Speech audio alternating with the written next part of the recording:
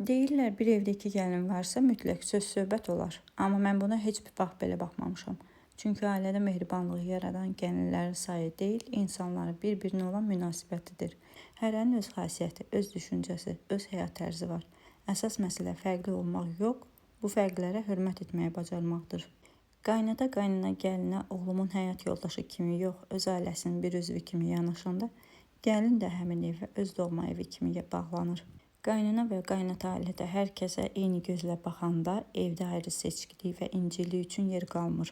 Elə ən gözəli də budur ki, gəlinlər bir-birinə rəqib yox, bacı kimi baxsınlar. Məncə gəlinlərin bir-birinin arxasınca danışmaqdansa bir-birinin arxasında dayanması daha gözəldir. Biri yorulanda biri kömək etsin. O biri kədərlənəndə digəri yanında olsun. Bayramda da, adi bir gündə də süfrənin başında birlikdə otursunlar. Çünki illər keçir, insan sonradan anlayır ki, evdəki ən qiymətli şey əşyalar deyilmiş. Ən qiymətli olan birlikdə içilən çay, bir süfrə arxasında edilən söhbət, səbəbsiz gülüşlər, mən sənin yanındayam deyən insanlardır. Əgər evdə sevgi varsa, mən sənin gəlininəm, sən mənim qaynanamsan söhbəti yox, biz bir ailəyik düşüncəsi olur. Gəlin doğmalarımızın qədrini bilək.